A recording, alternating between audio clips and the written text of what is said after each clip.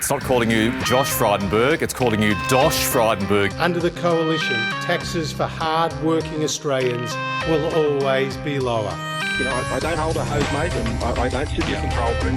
They're answers that only can come from Victoria, I'm afraid, because that's not my job. But I ain't spending any time, though, because in the meantime, every 3 months, a person is torn to pieces by a crocodile in North Queensland. Well, g'day, listeners, and welcome once again to the Two Jacks. It's episode 81, where we look at all matters Australian and then go and have a good look at overseas.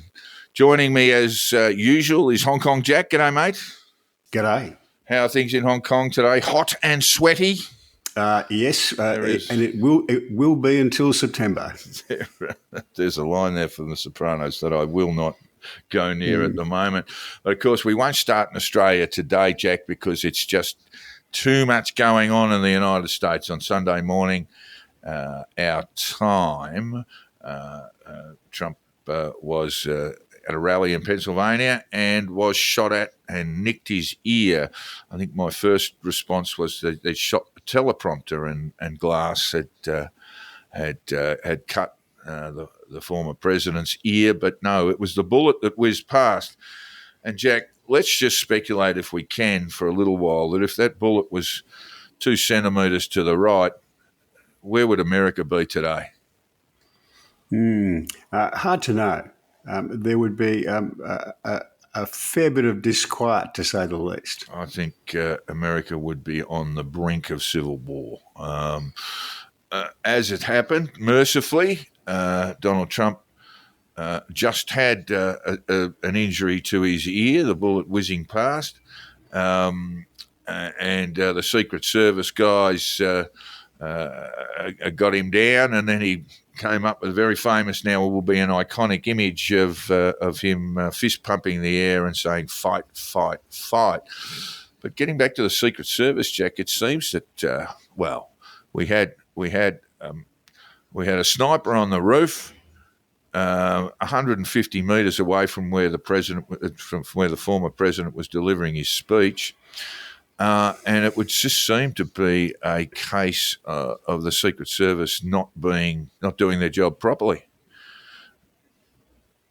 It seems like a bad mix-up. The latest reporting is that the Secret Service agent sniper on the other roof said he had this fellow in his sights for some little time, 30, 40 seconds, maybe more, before he fired, but wasn't given the go-ahead to take him out.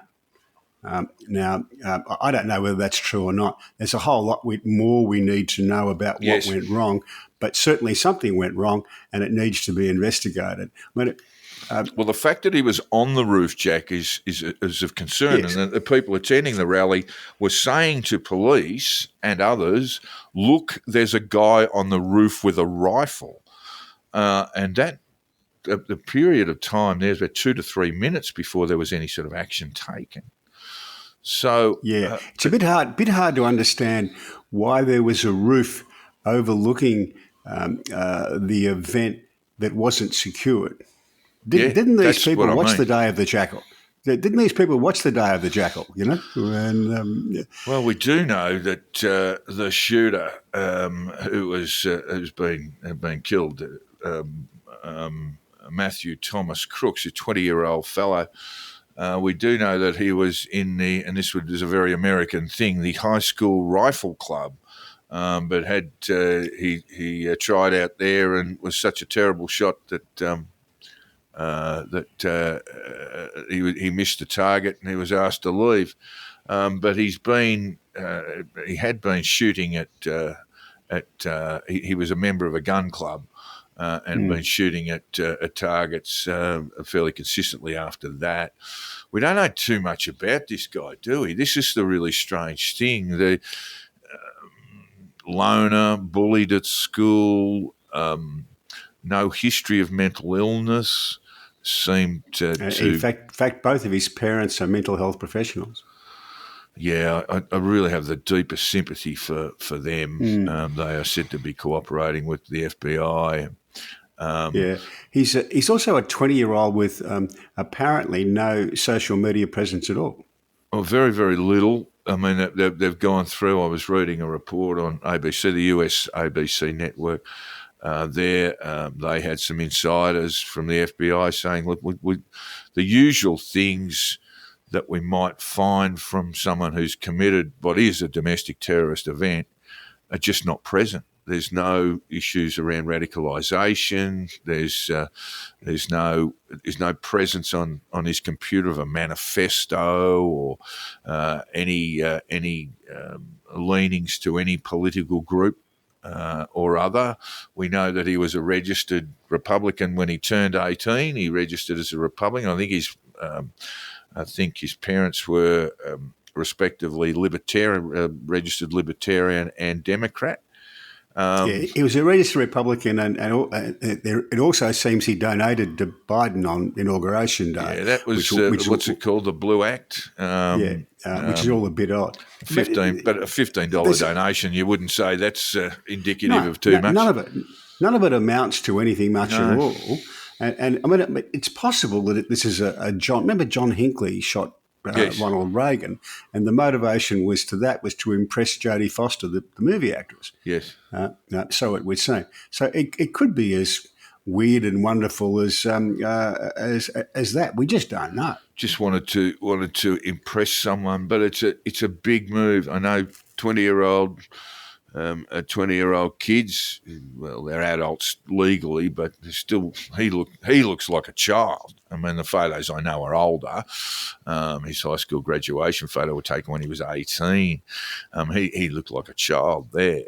But it's a big step to want to go down the pathway of becoming another John Wilkes Booth or Lee Harvey Oswald, Jack. You know, you just go down in history as becoming one of the most loathed and despised human beings around.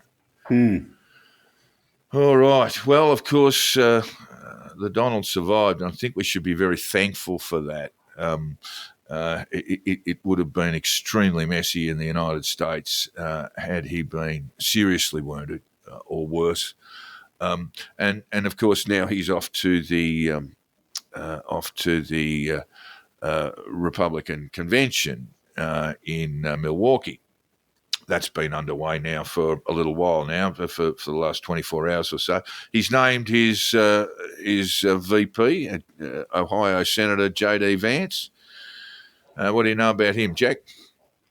A fair bit, actually. I've sort of been following his career with interest. I quite like the book, Hillbilly Elegy, that he wrote about his background. I never consider memoirs to be like evidence given on oath, so I don't know exactly how true these things are. Yeah, there was some talk that he wasn't quite a hillbilly himself, but he is heavily sponsored by Peter Thiel, and you would know a bit about Peter Thiel. Well, he worked for him for a while. Yeah. Well, his background is that after high school, he joined the military and went to Iraq. I think he was a sort of a writer-journalist for them, you know, where they've got to have people who record the things. And then after that, he went to university, I think in Ohio somewhere, and on to Yale Law School. And he did very well at Yale Law School. He was editor of the Yale Law Journal, and you don't get to that position unless you're a really, really good lawyer. And then after that, then over to Palo Alto, and to work for Peter Thiel as a short time in a law firm, and then over to Palo Alto to work for Peter Thiel in his venture capital firm. And since then, over to back to Ohio, and was elected a senator in 2022 in the midterms there, I believe. Yeah. So he's. My take on him is that he's very smart. And his politics have been a little bit all over the place. I mean, I think he's been chasing votes a bit. Yes, but I personally don't think the choice of vice president matters very much at all. I don't think it shifts the needle one way or the other very much. Well, I just want to have a quick look at the markets, Jack, and pre-assassination attempt. And of course, following the disastrous performance at the first presidential debate from Joe Biden. He had a bad night situation, you mean? He had a bad night. He definitely did have a bad night. And Trump went from $1.85 to about $1.60 from memory after in the wake of the debate. Now Donald Trump is at $1.33, Joe Biden at $5.50, Kamala Harris at $11. Michelle Obama still appears there, Gavin Newsom at 36, and Gretchen Whitmer at 61. There are other candidates there that you wouldn't worry about too much. What we used to call write your own ticket, whatever you want, we'll give it to you. Yeah, exactly. Yes, you could write your own ticket. And some of these very silly things like Tucker Carlson, for example, winning the presidency. Might look like good odds at 425 to 1, but you're going to win. So he become a very short price favourite to win the presidency, just on the markets alone. Haven't seen a lot of polling yet, Jack, but in the wake of the assassination attempt.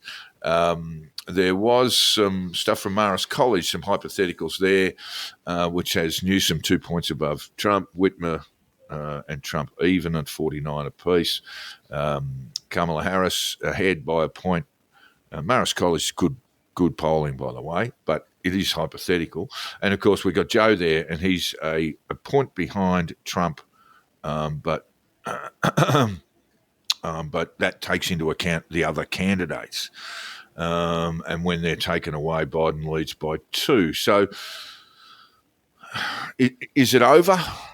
I don't think it is yet. I think we've got a fair way to go. Presidential elections are like a test match. Yeah, that's right. Exactly right. They take a long time to get through, but you would be a fool not to say that Trump's had a very good session or two. He's a long, long way in front. That's a really tortured cricket metaphor there, Jack. But yes, he has done well, shall we say, in the first day and a half. Yeah, and it's going to require something fairly extraordinary to reel him in from here. And the Dems, to me, don't seem to have it. Their sole strategy in the election so far has been to say you cannot elect Donald Trump because he's a threat to democracy and he's dangerous and all that sort of stuff. The weakness of that strategy is that Trump's actually been president for 4 years and the things they complained about didn't take place. The things they're warning about didn't take place, and people will remember that. So their strategy is really, really poor and has been right from the beginning. And if they continue on that strategy, he almost certainly will win. Yeah, you would think, wouldn't you, that given the US economy is going pretty well, that they would be pushing hard on economic management. And there are all sorts of criticisms that Donald Trump would be open to there as well, but not the if you vote this guy in, then the United States will become a living hell and a totalitarian state. But what they should be doing is saying, well, look at the economy now, look at the jobs we've created, look at the inflation rate, which is coming down all the time, and these are our plans for the future to manage inflation, continue to build jobs, continue to create opportunities for American working families, all this sort of stuff. But they haven't. They've just played the negative game, haven't they? Yeah, but even when they've veered off and tried to play the positive thing about the economy, that hasn't really worked. And there's a reason for that, is that the figures may look good, the graphs may look good. I was talking to a bloke who's in that field yesterday, and he says, yeah, the trouble with that is that the people, when they go to the grocery store and buy a gallon of milk, it's really, really expensive, and that's hurting them. So whatever the graph looks like, whatever the numbers look like, they feel like they're hurting. Yeah, but we've seen significant decline in the price of gas in the United States, in the price of petrol. and really, that's one of the big pressures. Of course, Americans are great drivers, get around their cars. Seen a decline in the price of petrol. But really, and the US is basically energy self-sufficient now, and petrochemical self-sufficient. So there are lots of good stories there that just haven't been told. And of course, now Trump is playing I don't know how long that will last. Cameron Stewart posed that question in the Australian this morning. How long will the new Donald Trump, the unifier, go for? But at this stage, I think he's playing the politics really, really well, and imposing himself as that national unity figure. How long it lasts, I don't know. Given what we know about Donald Trump's personality, it may not last all that long, but his speech will be something to watch over the next couple of days. I think he's due to speak on, it'll be Friday. Thursday. Friday Australian time. Saw an interesting comment from a chap who used to work for him, and he was saying he wasn't the least bit surprised that he sort of bounced straight back up and had the politics right from the moment he was shot at. Or he was injured in the ear.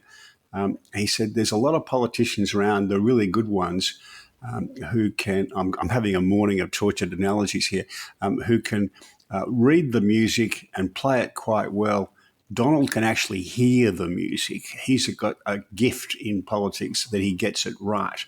And I think that's true, is that he does get the pitch and the tone right more often than most politicians. I mean, it is a bit of a gift. It's something that, say, Reagan had, Bill Clinton certainly had it, Bob Hawke always had it in Australia. There are some politicians who just get the pitch and the tone exactly right. I think it's sensible too. The last time I remember Donald Trump being conciliatory was openly conciliatory was on election night 2016, November 2016. Where he got up to speak. Clinton had rung him by that stage and conceded, and I thought, oh my God, he might go into some long harangue here and people are getting locked up. But he was very generous, generous to his opponents, and looked to be. I remember writing about it. It surprised me. I thought, well, this is a reasonably good sign. Well, you'll remember when they used to chant "lock her up" at his rallies, and they were pushing for this post the election victory, and his response was, "No, she suffered enough." And it would be bad for America to pursue charges against her. Which is exactly the right tone. It was the right turn. It didn't last, of course, because not long after his inauguration, and I think this was a really significant thing that a lot of media left uncovered. The ban on immigration from 11, I think it was 11 Islamic nations. I think that really disturbed. Reading a lot of wash up of 2020, that was when he lost a lot of people in that moment. I mean, the Americans have much stronger ties with their immigrant backgrounds than we perhaps do in Australia. We're not entirely sure where we come from. If we've arrived in the country in the last 100 years or so, we don't really have those personal histories in many cases, but they do in America. And it was, as part of this was that I think some 300 or 400 children sort of were disconnected from their parents and couldn't be reconnected, all this sort of stuff. And in the Midwest, that really was. People were saying we're prepared to give him a go because, of course, America had suffered greatly during the financial crisis, global financial crisis, and it led to enormous hardship, loss of housing, people rendered homeless, 9 million people removed from their houses, and they were prepared to give someone who was sort of apolitical or not from the political class a go. But within 3 or 4 months, they decided that, certainly in the Midwest, in places like Minnesota and Wisconsin, just reading these people's stories, they just didn't like the way he imposed himself in the early days of his administration. My thinking is that pre-COVID, he was cruising to re-election. Yeah, well, he did.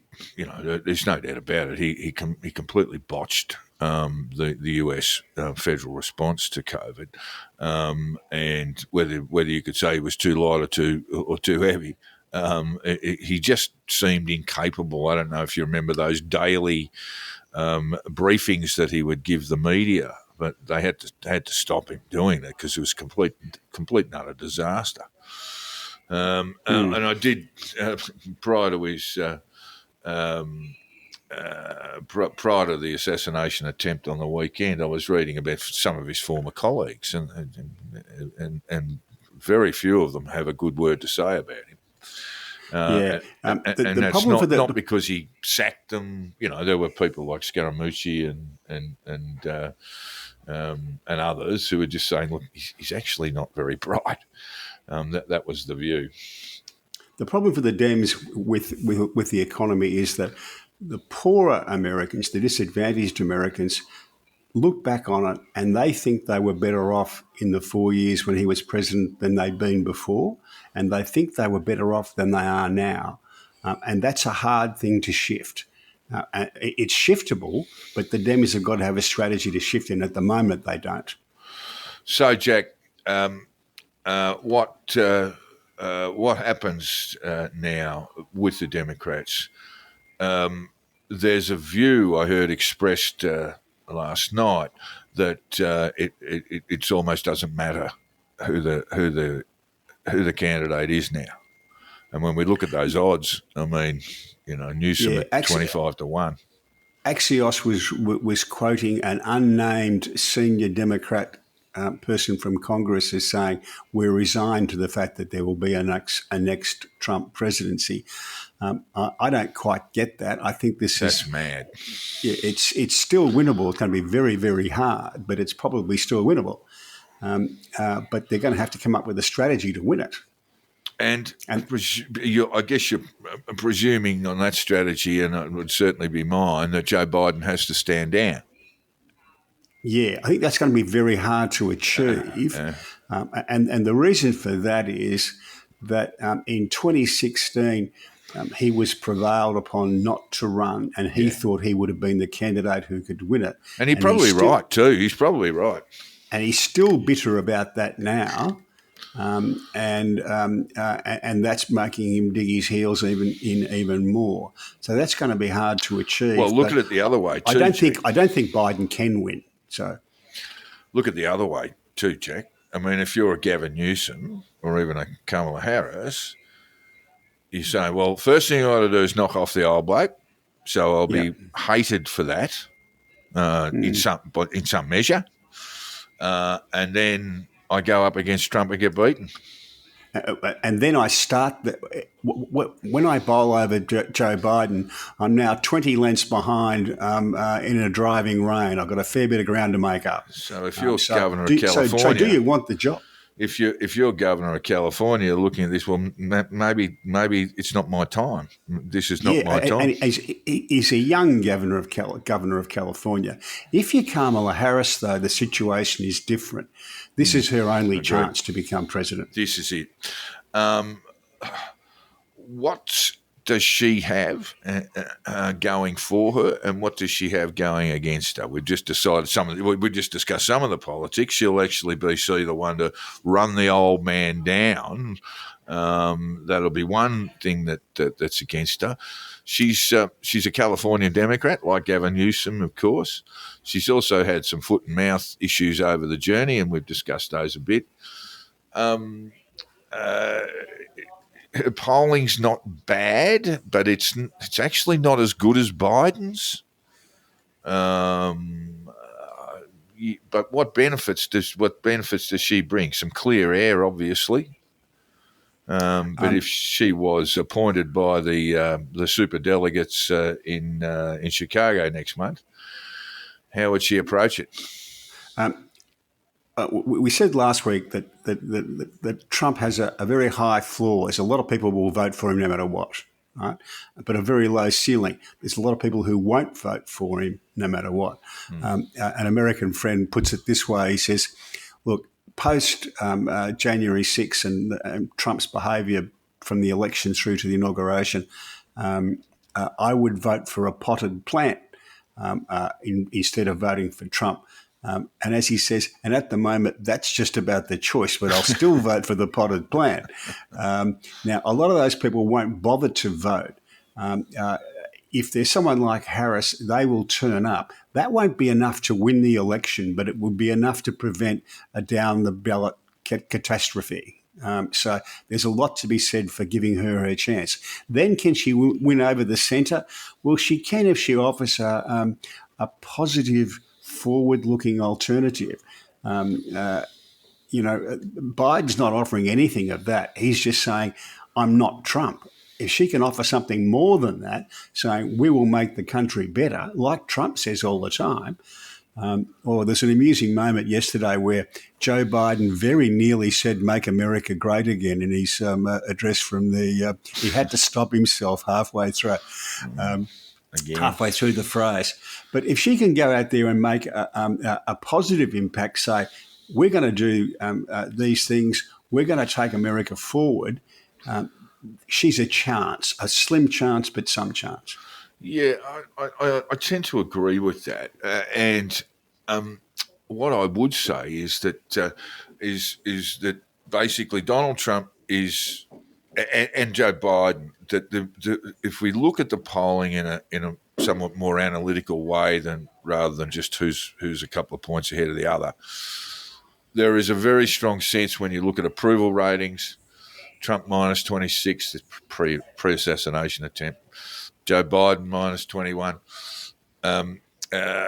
You're basically hearing America cry out for a better candidate or a better quality of both candidates. So Trump is someone who can be knocked off, provided you've got someone who's able to connect with the American people fairly quickly and get a good political message across.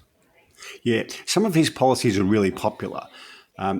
So on immigration, for instance, he wins immigration really easily because the Democrats' policies on the southern border are terrible.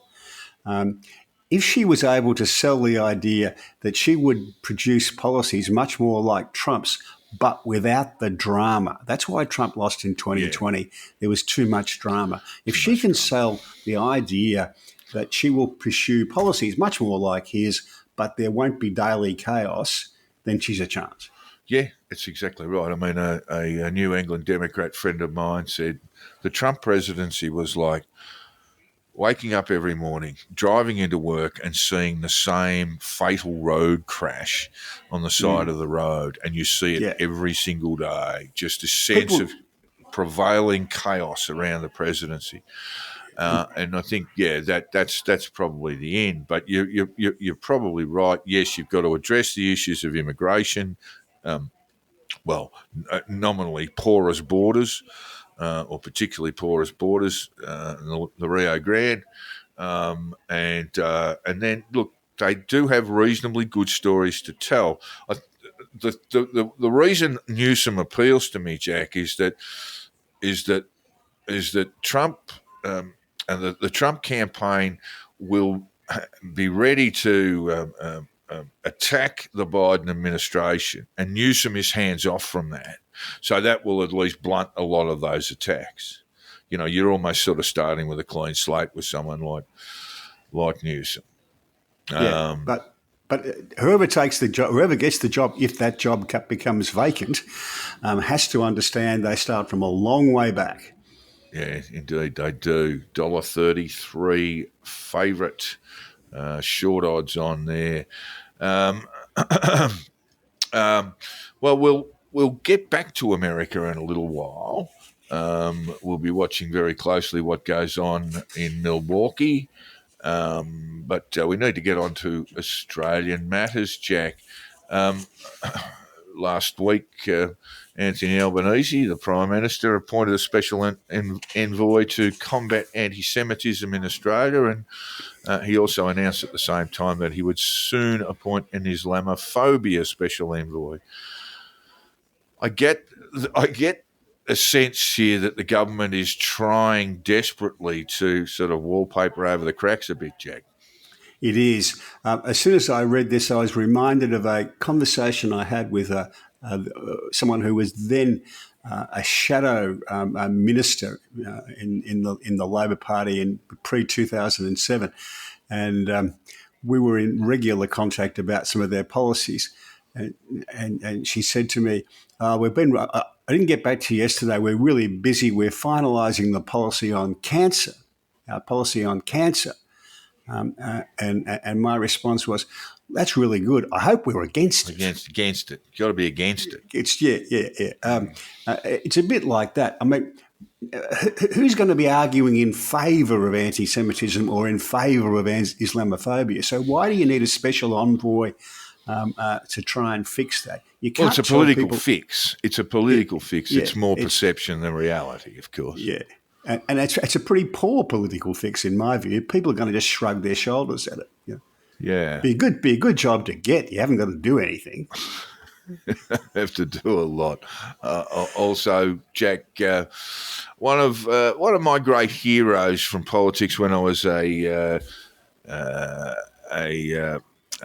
callow youth, Pete Steedman, Peking Pete, passed away last week, Jack. And you would have known him fairly well. Yeah, knew him fairly well. He was excellent company. He was only an MP for not quite 2 years, I think. He had his problems with the factions, didn't he? He got bundled out of seats. And well, first of all, the seat he got, I can't remember which seat it was. It wasn't Jaga. It was one of the predecessors of that. And then they redid the boundaries, and it became Bob Halverson knocked him off in the next election. So he was replaced by long-standing member and minister Jenny Macklin. Jenny Macklin, of course. Yeah, Jaga. So when he moved across to Jaga, he got knocked off by Jenny Macklin, who was a socialist left kind of power broker, I think. But look. He had a genius for self-promotion. He was an excellent writer and editor.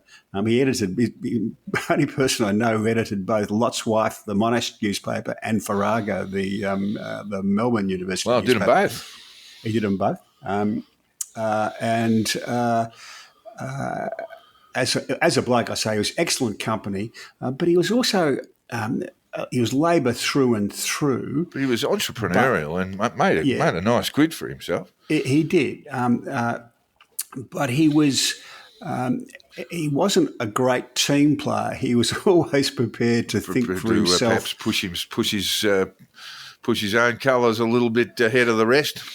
Well, he didn't just blindly follow the party line. He was always prepared to think for himself and come to his own conclusions. And I've always found that a rather admirable quality. And Pete, well, he had it in spades. I think he made 81 for a bloke who lived generously. That's a pretty good score.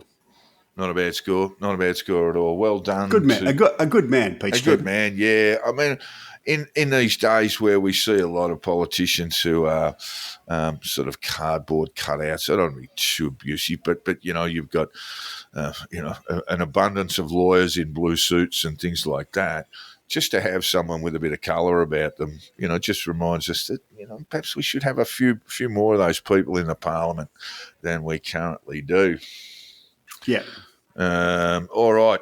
More troubling for the Albanese government. There's been a rash of insolvencies, particularly in retail, construction and hospitality industries. We'll get to construction in specifics shortly in regard to the CFMEU. But these are the businesses that tend to go first, aren't they, Jack? Particularly hospitality, retail.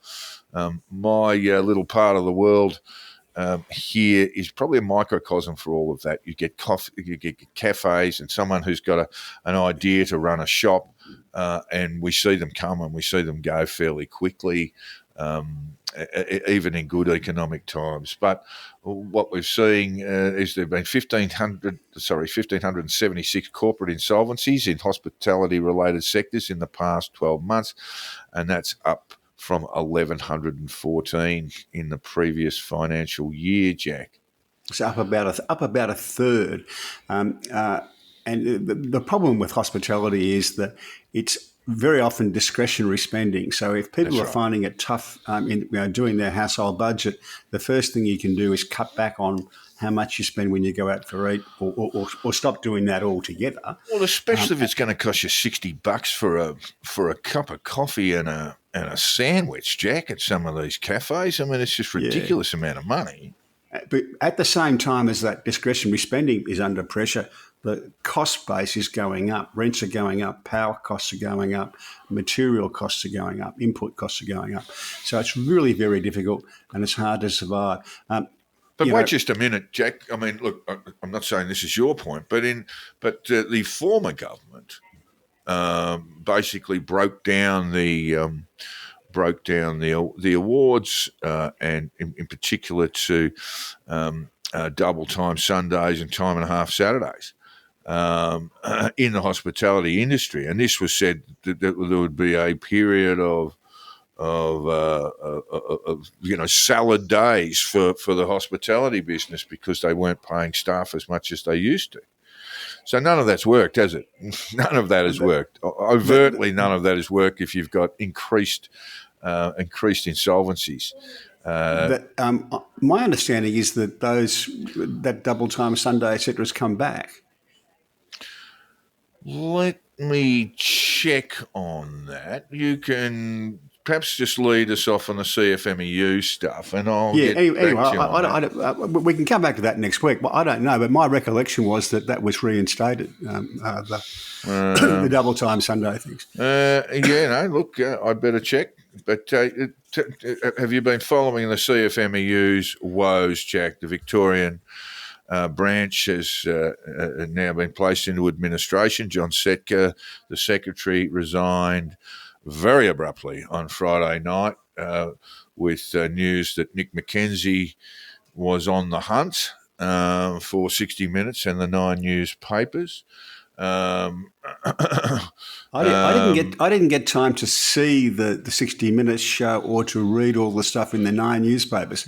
Tell me what they found. Look, connections with organised crime figures, enormous amounts of bullying and intimidation, threats of real violence, outlaw motorcycle gang members being hired as CFMEU delegates. Let me see. Overall, you would say what it's doing to major projects, most of them public, is sort of adding 15%. It's like working for the mob. Or letting the mob run construction.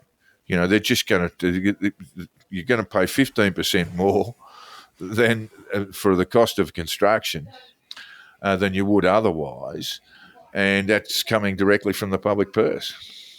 And this came as a surprise to who? Well, to no one. We did have, of course, we had a royal commission into trade unions, and I just remember thinking, why didn't they call Mick Gatto? What happened there? All of the sort of so-called criminal connections that exist between the CFMEU, the Victorian branch anyway, and the CFMEU Victorian branch and organised crime figures was never properly explored. I still to this day can't figure out why. What it also pointed out to, and having read the stories, and I did watch the 60 Minutes thing last night, was that there's a very cosy relationship between the Victorian government and the CFMEU, the Victorian branch of the CFMEU, and I think some of it might be beneficial. I mean, we do know that people on stop-go or working as builders labourers on some of these major projects are getting paid six-figure salaries. I don't have a problem with that. Some people do. I don't have a problem with that. But what we are seeing is increasingly the issue of EBAs through the CFMEU becomes a tool in which they can extort other companies and have them removed, often with threats of violence and sometimes with actual violence. Setka, of course, was recorded leaving a suitcase outside the house of another trade union figure that contained all sorts of, well, not sort of threats, but, calling him a dog and all this sort of stuff. Setka was actually filmed doing that. So I don't know whether that was the reasons for his rapid departure from the scene. But the news today is that one of the companies, an Indigenous labour hired company that was subject to threats, had actually written to the Victorian Premier and to Anthony Albanese saying, please help, how do we figure this out? Over a year ago, in fact 2 years ago, and received a fairly short shrift reply from the current Victorian Premier, who had carriage for this in her previous ministerial role. Well, it has been a bit amusing to see people from the ACTU and the government acting surprised that this has happened and saying, now we know about this, we have to do something about it, because they've known about this all the way through. No. Well, all I can tell you, Jack, just in regard to it, is that the Hospitality Industry General Award of 2020 has not been revised. Oh, okay. Okay. So that's just a follow-up on that. I know a lot of this doesn't come as a shock to you and perhaps to me too, because we know just exactly, we have a good sense of what goes on around major project construction in this country, generally most of it public. But I got a text message from a mate of mine. He's a chippy and works in Victoria, and he was staggered by it. So I think the general public is genuinely shocked by a lot of this. Again, very good work from Nick McKenzie as per, and caused all sorts of mayhem since. Setka gone, union deregistered. It's now been hived off to the IBAC for examination, I believe. Can we ever expect to have a construction industry that doesn't have these problems, Jack?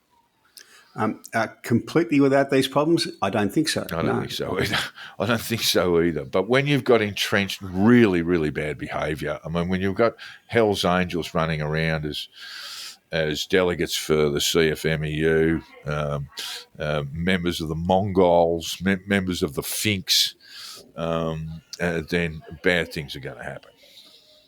Yeah.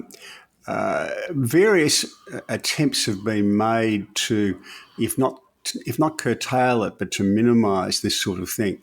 It was in the early 80s that the Hawke government moved to deregister the Builders Labourers Federation. Yeah, the Victorian branch, wasn't it? The New South Wales branch was okay. Yeah, the Builders Labourers Federation.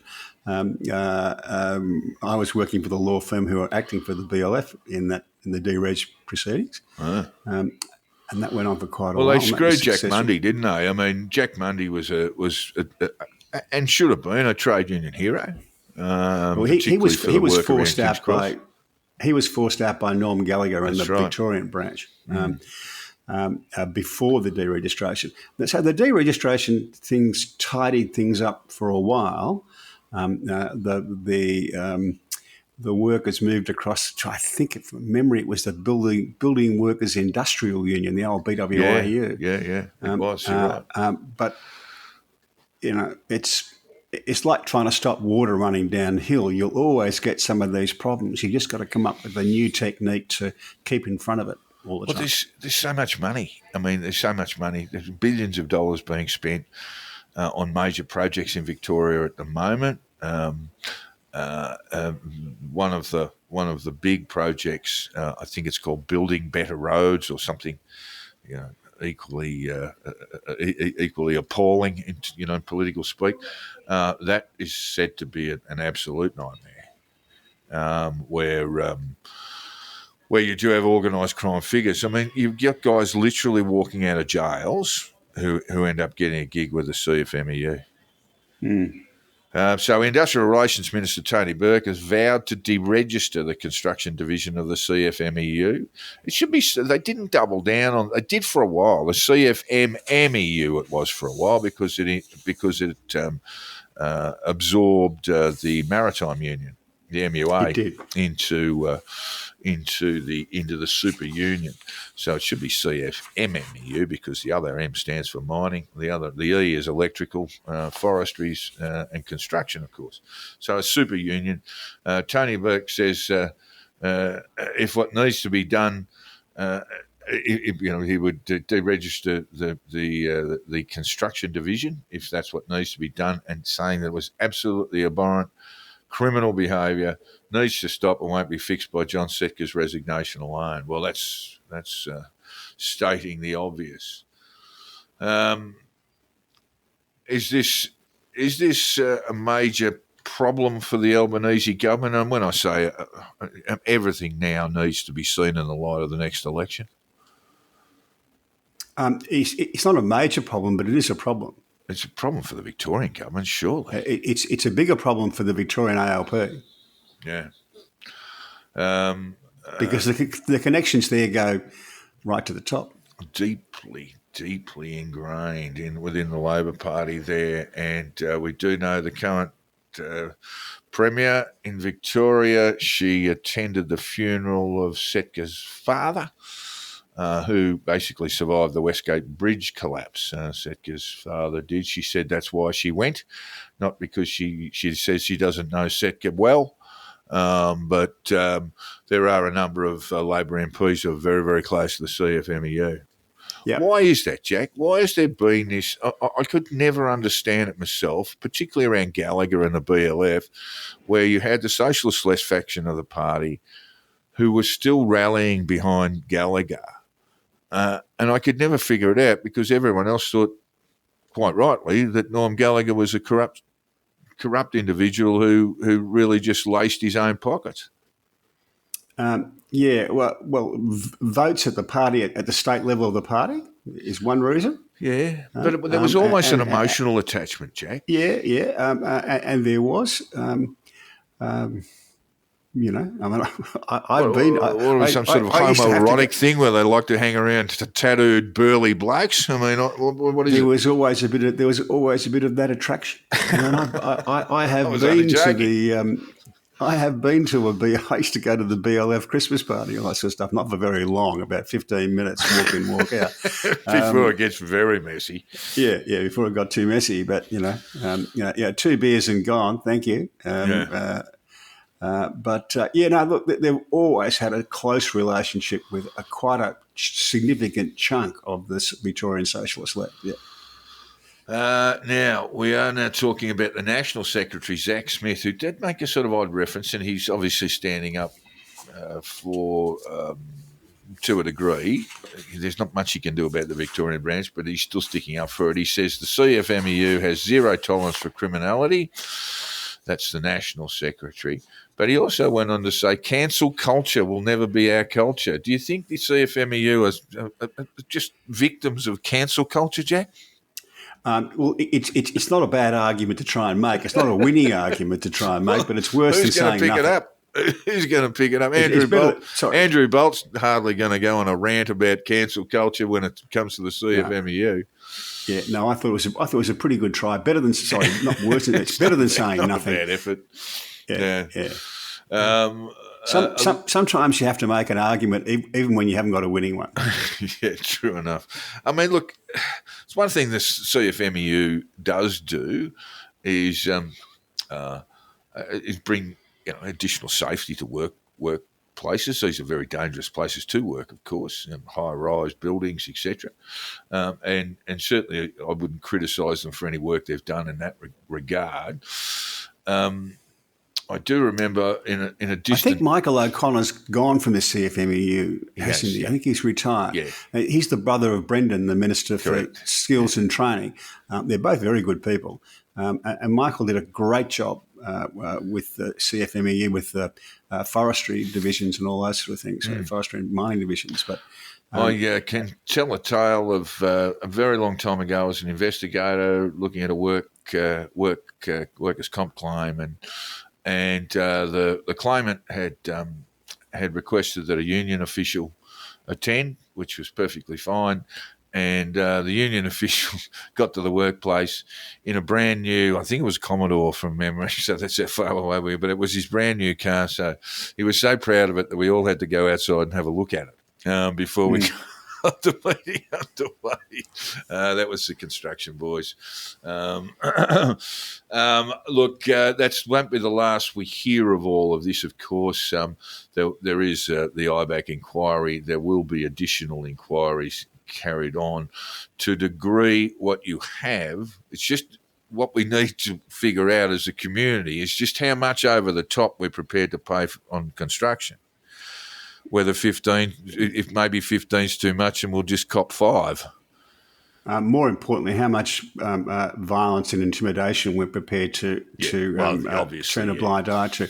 Do you think the government will be able to get a deregistration bill through Parliament? Oh, I wouldn't think they'd have too many problems. The Greens, where would the Greens fall on this? The Greens have been cozying up to a lot of the unions, but not the CFMEU. Yes. Oh, they have to. I'm just not sure about that. Yeah, it's an interesting one. Probably it'll just sail. Probably it'll just sail through because the Liberal Party will support them. But that will be interesting to see how it works out. Well, Adam Bant was interviewed by the Australian over the weekend, and he's maintaining that he will push his party as the party of genuine centre-left policies. Now, we could argue about that, but we'd probably have a bit of a laugh at it too. But they're establishing. Well, the Greens are sort of. I just see that there's if not a divorce between the two, then there's then they're sleeping in separate beds at the moment between the Greens and Labor, Jack. Yeah, and it may have some impact on how they get preferences. I was reading one of the CEFs, one of the psephologists around Australia, who says, look, it actually, it isn't, I think he said, I think it was 61 of Labor seats were won without Green preferences. And obviously the balance of the 77, I think 16 were subject to preferences. If those preferences don't flow as strongly as they have in the past, and I think Labor does have a problem there. Yeah. All right. Now, I'm not actually sure that the Greens can direct their preferences quite that well. I mean, a lot of the people who are voting Greens are former Labor voters. Like I said, the Greens in Victoria is basically half of the old Victorian Socialist left. Yeah, so they will probably vote Labor second preference, whatever Adam Bant says. I don't think that they can direct them away from Labor very successfully. The Gaza issue does potentially threaten that. And we're not talking about a concerted effort from the Greens, but we're talking about voters voting strategically. We'll see. Yes, it's probably not the great moment it is, but if you've got other issues around independence, let's say running in Western Sydney and in other parts of the country, then it just might be a bit of a series of events that will push Labor into minority government, possibly, or maybe even lose it. It will be one more thing on the agenda for the campaign committee to deal with. Indeed. All right. Now, I've got to take umbrage with this. This is a piece that a group of a Facebook group really. They've had a gutful of Australia Post. Has 24,000 members, and they reckon Australia Post are letting them down very badly, not leaving things, not leaving parcels. Of course, Australia Post parcel delivery is pretty much the only thing keeping it alive, Jack. Delivering the mail certainly isn't. I got to say, my own experience is just fantastic. I mean, if I was going to send anything by courier, I would adopt the Australia Post and do use Australia Post for mail and parcels. Anyway, Stephen Shergold, I should say, has started a complaints Facebook group because he's missed out on a few parcels. Jack, tell me all about that. Well, the complaint is that what Australia Post does is they're supposed to knock 3 times and wait 30 seconds. If you don't answer the door, they leave a card. And this mob, this 24,000 people are saying they don't even do that. They'll just leave a card because they don't want to deliver anything.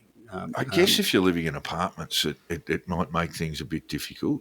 They can't be left in a secure place. But if you live in a house, the general rule of thumb is they'll just leave it. They'll just leave it in a safe place. It's actually a pretty good service. I've had a number of parcels delivered recently, and I get a little text message saying it's coming today, and sure enough, there it is. I understand that in the capital cities that's not happening so much because, as in the United States, there's a lot of theft of parcels that are left on the front doorstep. Yeah. I have seen. Which has become an increasing problem because there's more and more online shopping. Yeah. So in the US, they just follow the Amazon trucks around, and the Amazon bloke drops it off on the front porch, and they follow on and pick it up. Yeah, it's a rather hit and miss form of thievery. You'd be opening up boxes, wondering if there's anything good inside, and often there won't be. But I reckon my personal experience with Australia Post pretty positive one. In fact, I just got my passport reissued, Jack, and I was told by the Australian Passport Office who sent it to me, you'll have to show your licence, you'll have to sign for it, and all this sort of stuff. And the postie turned up. He goes, I know who you are, mate. And I just scribbled the signature down, off we went. All right. I've got to say, we don't have, we use Australia Post to send stuff to people back in Australia, but what do we have here? The American company that was owned by Deutsche Post, DHL. All right. Yeah. And they are. We have a couple of smaller private operators who are all good. And of course, because you live in an apartment block here, there's going to be security at the front gate. You can leave it there, all that sort of stuff. So yeah, I think that might be an issue for a lot of people. Just parcels being left in foyers of apartment buildings. It's not terribly secure. But anyway, more serious matters are afoot. We're going around the world again to Ukraine. And reports, Jack, that Russia is unlikely to make significant territorial gains in Ukraine in the coming months as its poorly trained forces, and often many of them reluctant, struggle to break through Ukrainian defences that are now reinforced with Western munitions. So more quagmire, Jack. It's looking more and more like the Somme than anything else, isn't it? Hopefully won't throw 60,000 men at it and hope that will break it, because that's what happened in the Somme. We are looking at an eastern front quagmire. There's a bit going on in the Black Sea, but this has also stepped up missile and air attacks, including an absolutely and utterly disgraceful attack on a children's hospital in Kyiv last week. The issue, Jack, around quagmires is that Russia can afford it, Russia can wear it, and Ukraine eventually can't, I would have thought. I think the Ukraine can only afford it provided they don't lose too many people and they're propped up by the West. All right. The other thing we have, Jack, the other major conflict around the world is Israel and Gaza. And, we might just say a rumour, at least a state a State Department rumour from the United States saying Hamas is prepared to relinquish authority in Gaza to an interim government approved by Israel. That's a step forward, isn't it? Yes, and it probably indicates that the Israeli offensive is working, if that's on the table at all. Yes, I mean, I think the other side of that argument is that Netanyahu's declaration to basically remove Hamas individually, to basically have Gaza without any members of Hamas is a bit of a pipe dream too. Surely the objective must be not to destroy Hamas at a sort of cellular level, but to reduce to be able to diminish its impact to virtually nothing. So what I'm saying is that hunting out Hamas soldiers, foot soldiers, and things like that is a little bit like the US in Vietnam, Jack. It's not going to really work, and you'll just have more and more civilian casualties. So this for me is a real step forward. I don't think they've tried to do that. What they've tried to do is to take away the leadership from Hamas and to destroy Hamas at a leadership level. But there is no way to get rid of every Hamas operator because that's about a half of the population. Well, we're not talking about people who voted for Hamas. We're talking about actual operatives, and that would be less than half of the population. But what I'm saying is that you've got appalling civilian casualties that's causing a great deal of tension. This is a step forward if an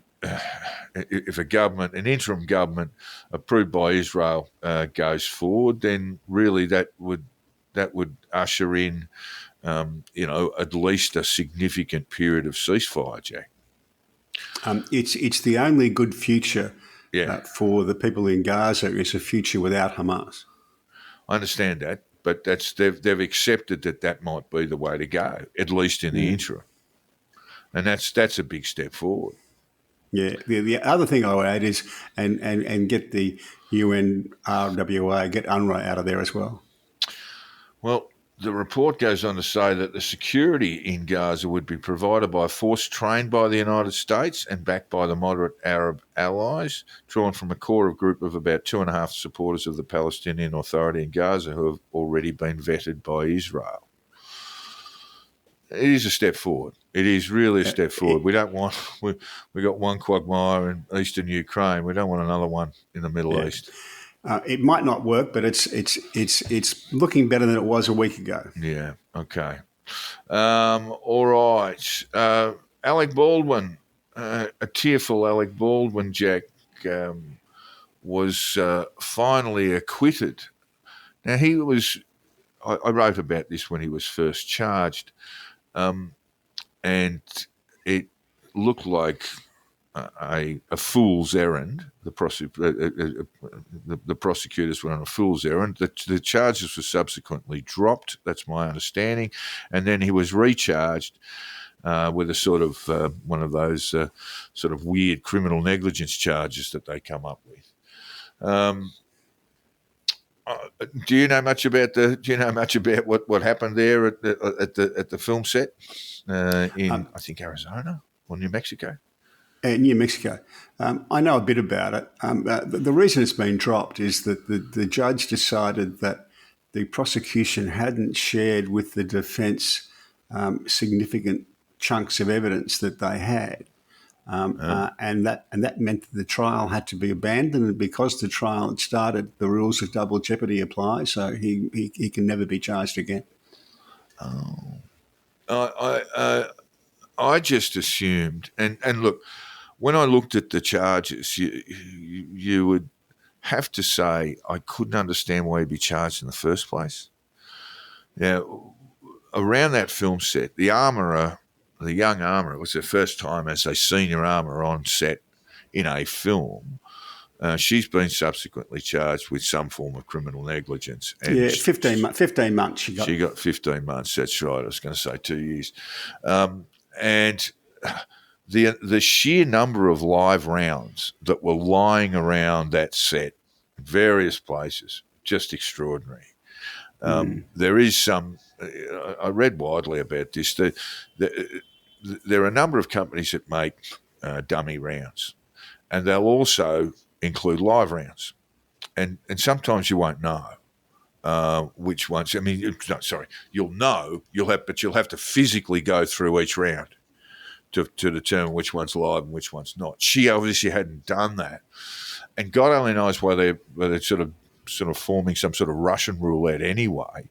But there are a number of other companies, and I'm sure some of them are being actively sued at the moment, but there are a number of other companies that she obtained rounds from, some live, some not, and the way in which they get dummy rounds, or presumably dummy rounds, onto film sets is nothing short of staggering. So it basically means that you're going to need, on major films anyway, even in independent films like this one was, and I believe Baldwin was an executive producer, so he weighed in with some money. But it now means you're going to have stronger armories, stronger armory staff, more risk assessment staff on film sets, just because the supplier of dummy rounds often will throw a few live ones in, just as part of the production process. I don't think he should have been charged in the first place. I guess the question I asked this of a mate last night when we were talking about it, what now for Alec Baldwin? His career would seem to be more or less over, I would think.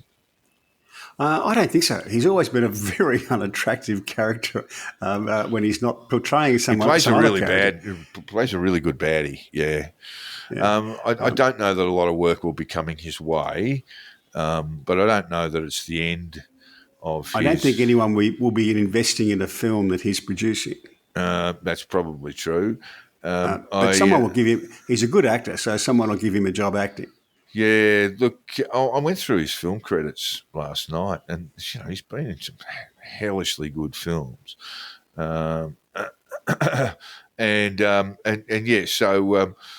a net worth of $70 million anyway, Jack. So maybe he can put the feet up. He's not a spring chicken anymore, of course, and he would have made a fortune out of 30 Rock. So. Yeah, I mean, he will have time to reflect on. He's 66, maybe not that old for an actor, but I think he's a young man, Jack. Yeah, well, he's younger than you. Put it that way. But I honestly wondered why this prosecution took place in the first place. And I couldn't figure out how they could have made the case. Anyway, as you've explained, he's got off on pretty much a legal technicality, but... he's got off on prosecutorial misconduct. Yeah, well, yeah. The technicality as far as he's concerned, but prosecutorial misconduct in that withheld evidence from the defence. But I could never figure out why he was charged in the first place. Over to sport, Jack. We're hitting sport nice and early, but we've got a fair bit to get through. Wimbledon done and dusted. Czech Barbara Krejcikova defeated Jasmine Paolini from Italy in 3 sets. And Carlos Alcaraz, the Spaniard, defeated Novak Djokovic in straight sets. He's not very likeable. We've discussed this, haven't we, Novak Djokovic? And he seems to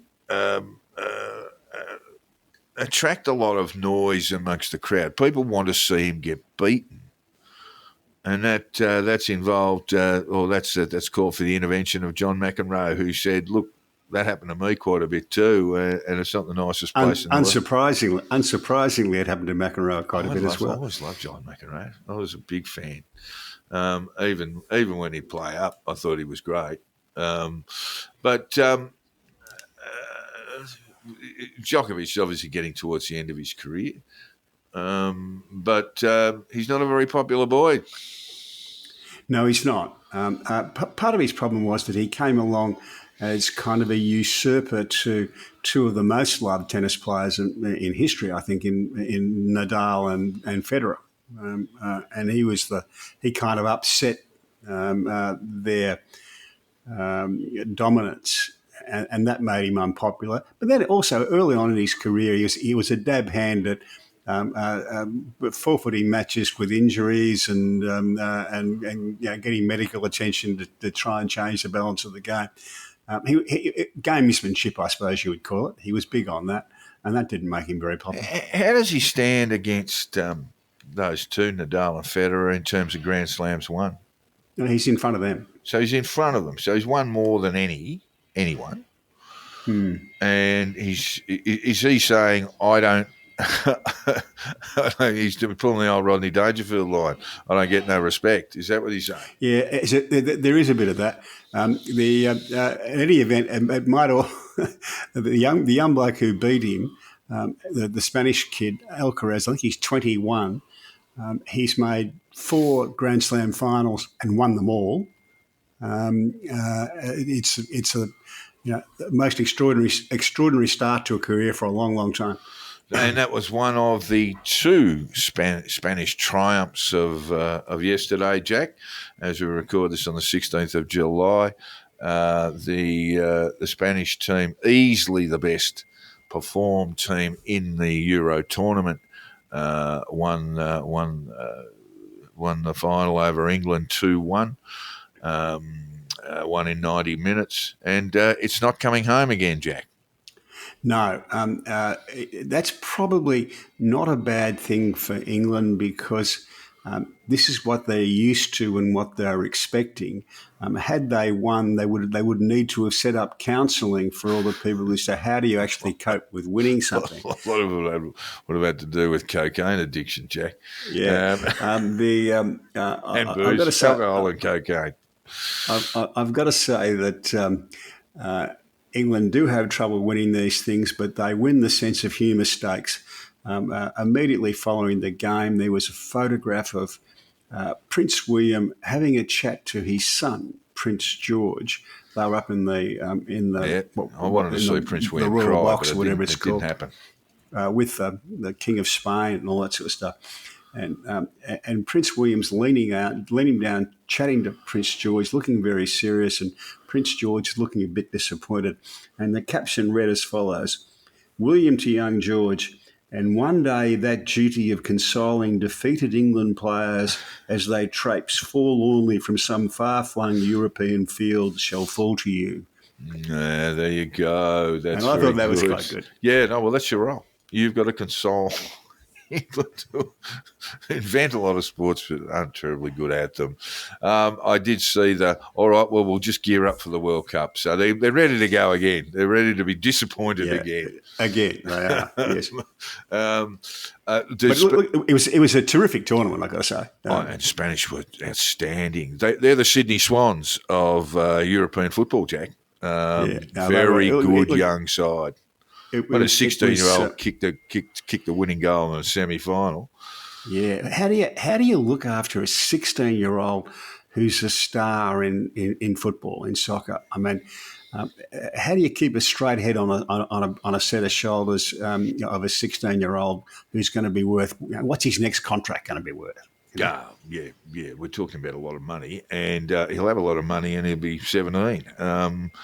Wouldn't happen in the AFL. You basically can't play there till you're 18. There's no reason why a 16-year-old can't play at the highest level in football, in genuine football, in what we know as soccer, but is football.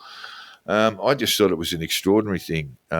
Very young, very talented side, easily the best performed.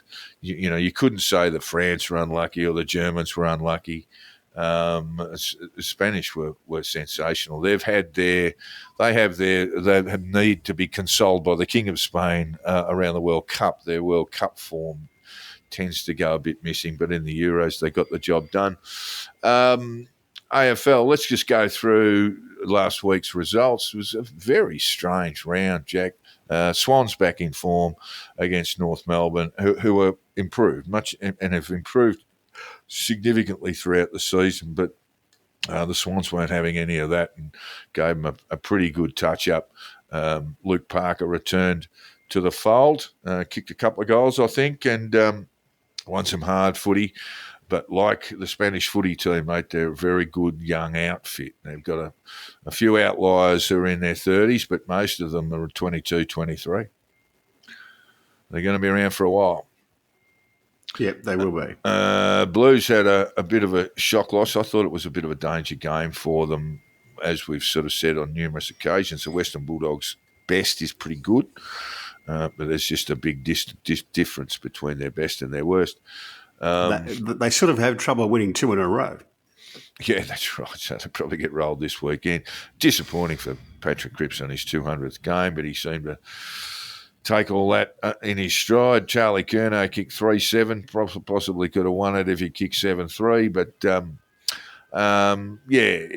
Carlton have got some work to do. They play North Melbourne this week, and again, it's not an easy game.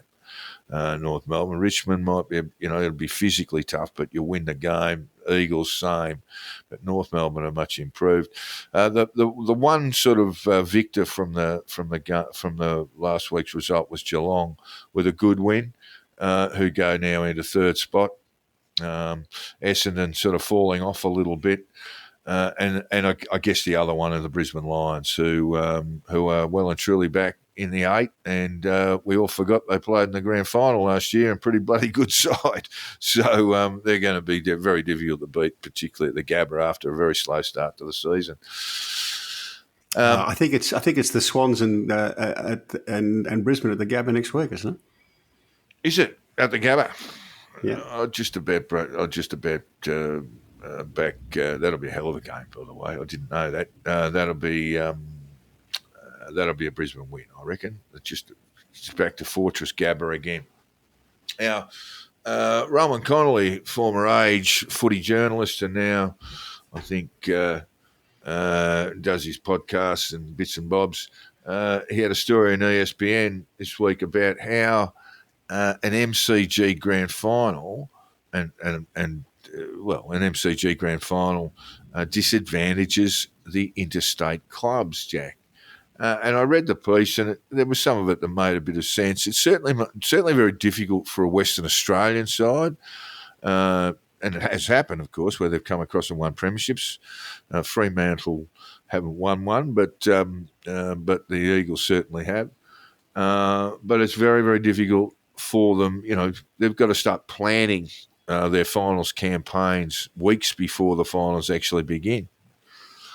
Yeah, even just the logistics of the transport and bookings and all that sort of stuff. When you only get 7 days to do it, it's a long piece, and there were lots of toing and froing in it. Yeah. But the one thing that I thought did make sense would be to get rid of the pre-finals bye and have a pre-grand final bye. Yeah, the AFL's not keen to do that. I'm not quite sure why. It is incongruous that you get to you finish your home and away season, 23 weeks of that. I think it's 24 now, isn't it? And then you have a week off. And the idea is to freshen up players, but I think that break belongs between the two preliminary finals and the grand final. And that's what Connolly argued. Yeah. Yeah, I think that's a good argument from him. Yeah, not that I think it will succeed, but I think it's a good argument. Well, the AFL doesn't want to do it, and so that's the end of that. The famous gaslighters from Jollymont, they're not having a bar of it. Cricket, Jack, very sort of sad. I watched the West Indies, England v West Indies test. Jimmy's last test. Firstly, let's just get it out there. What a wonderful bowler he's been to be. In terms of longevity, yes, he's probably the greatest fast bowler of all time.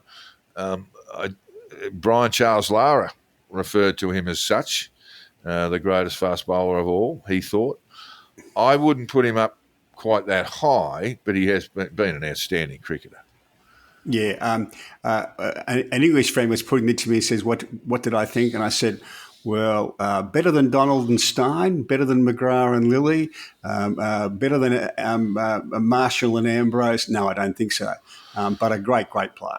A great player, no doubt about it. I mean, I would put McGrath ahead of him, but the issue is that none of these guys were still rolling the arm over at 42 at a good level.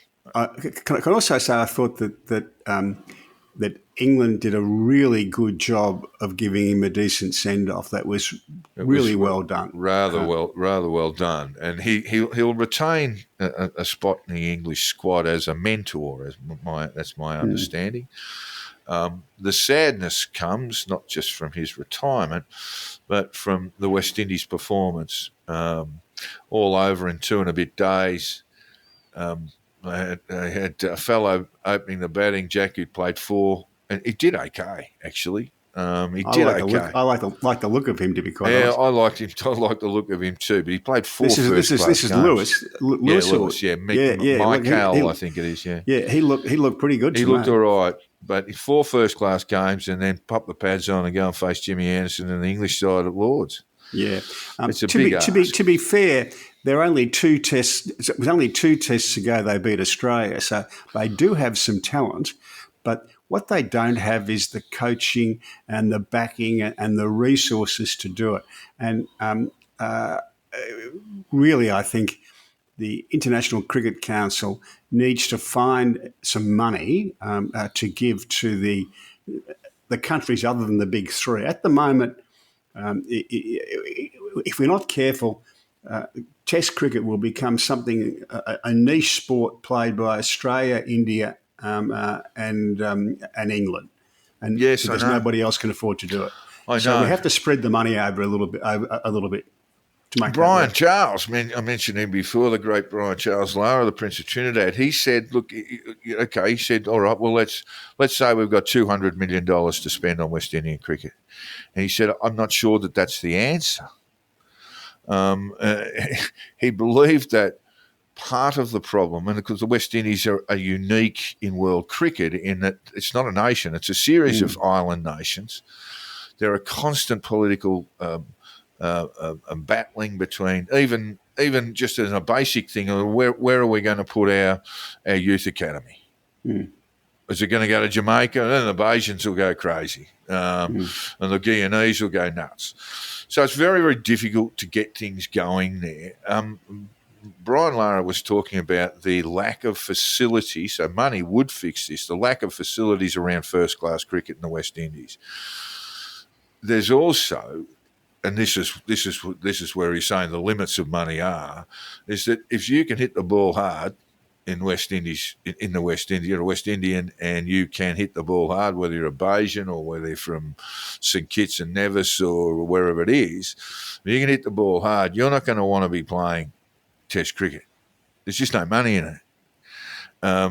So you'll play in the Caribbean Premier League and the CPL, or you'll try and make a quid elsewhere in some of the other T20s things. So there's pressure at both ends. One is at that development level in terms of resources, and then there's the white ball just taking over. White ball cricket just scooping up the talent. But there is some work to do at the top for the ICC, I think, in this. I tell you what was nice. It was nice to see Viv Richards looking very well. I'd heard he wasn't too well. It was great to see. He handed out the cap to Mikhail Lewis, Yeah, and I tell you what, he looked well enough that he'd probably still get 40 or 50 out there. I reckon. I think Brian Lara does have a bat every now and then. So I'd have good money on him going, okay. You'd either get out early or you'd never get him out. Yeah. Kumar Sangakkara is playing village cricket in England. Played a bit of village cricket, got 40-odd. Yeah. Imagine rocking up to the ground and you just roll the arm over a bit and you're bowling a Kumar Sangakkara. It'd be a little bit unnerving. Look, it's terrible. I mean, as you know, I'm going over to England shortly, and I will see the second test versus England v Sri Lanka. I'll see that at Lords, and And I was talking to one of the people I'll be going with, is a Sri Lankan lovely lady, and she said, Jack, you said you want to get there the first day because I don't think there'll be a second. I mean, the way it goes is Sri Lanka bowled out for 120, Bazball, Sri Lanka bowled out for 110, and that's all done in 2 days basically. So a bit of a shame, and it's really showing itself. England on the bottom of the ladder in the Test run at the moment, but you'd expect them to pick up because they should win the 3 Tests against the Windies and Sri Lankan cricket. We've covered the woes, the economic woes in Sri Lanka, and it's deeply impacted on their cricket. A lot of corruption there too, and cronyism. Yeah, a bit of a shame, and we do need to do something about it. I'm not quite sure what it is. Money would help, but I don't know that it's the only answer. It's we don't want cricket to be played by 4 sides. You mentioned 3. I think New Zealand you'd put in there, maybe South Africa, but they're not crazy about the sport. Whenever you see Australia or England playing in South Africa, for example, there's no one in the stands, mate. All right, rugby. Wallabies have won a couple in a row, Jack. They won in Melbourne on Saturday night, and they've unearthed some pretty good young players, haven't they? They have. Yeah, it's looking a lot better. And the England-New Zealand tests were excellent in New Zealand. It's surprised what happens when you get rid of Jones as coach, mate. Yeah, because the way it was supposed to work was that you get a little bump from appointing him, but it's actually the bump has happened now they got rid of him. Tomorrow night we've got Origin, of course, played in the Furnace at Lang Park. Who wins that, Jack? If you were backing New South Wales to win up there, you'd always want odds, so wouldn't you? You'd want, I think you'd need about 4 to 1, I would say. Look, there's a bit of a behavioural pattern around this, particularly from the Maroons, in that they'll win the first, then neutral territory they'll go a bit easy, not deliberately, but they might not go hell for leather that they might in the first game or a decider. So a bit of a history of that, where New South Wales will win one back, and then they'll trounce them at home. And so I think that's kind of where it's going. We shall see. It won't be too much longer. Only one more sleep there. Barry Cassidy from Georgia. Yeah, I saw this on Twitter, formerly known as X. What, State of Georgia or the former Soviet Republic? It's the other one from Tbilisi. Right? No. He's watching the tennis. A little photo of him there with a beer in front of him, watching the tennis. Spain won both contests, but nobody was particularly fussed, and few seemed to know that Trump had an ear injury. And I thought, Barris, I love that. A bit of Aussie understatement, It was a great day for Spain yesterday, mate. A very good. Yeah. And Dr. Turf, is Dr. Turf still around? I used to love. Yeah. This is Dr. Turf, formerly from Punter to Punter. Punter to Punter, and what was the other mob with Connie Marasco? There was a whole group of them. Yeah, it's a whole group of them. And indeed, Steve Vizard used to do the intro and the outro. The show would end with I'm Steve Vizard, 26 and still available. That's right. That's right. Not anymore. No, he's a Toorak resident. He is. Had a little bit of a problem. Dr. Turf, I think is a South Yarra resident. He's done pretty well on property there. But this was his comment on the Trump assassination attempt. If you have backed Trump to win the US election, had been killed in the assassination attempt, would your bets have gone to the sub? Who's the sub? And Dr. Turf, as always, asking the really important questions. And I can tell you what the answer is. No. You lose your bet because you're betting before the nominations have been finalised, so before the final field has been declared. Yes, right. And That's if you exactly do right. that, it's all in, no subs. Yeah, no subs. Well, there wouldn't be a sub anyway, but yes, that's right. And look, I mean, we can have a little bit of a joke about it. Like I say, that bullet's 2 centimetres to the right. America is in all sorts of strife, and the angriest might be those who've already had a punt on Donald, because the money would be gone. Yes. All right. Well, that takes us out for episode 81 on this. Just before you got one more? Just before we leave, I think we've got to give credit to the very first day of the after the shooting, the person who came out and said, "Look, I think people have got to be really careful about this, about the conspiracy theories as to who was involved, and don't be saying that political opponents of Donald Trump have done this, especially the Clintons, because they don't miss." That's very dark, Jack. Very, very dark.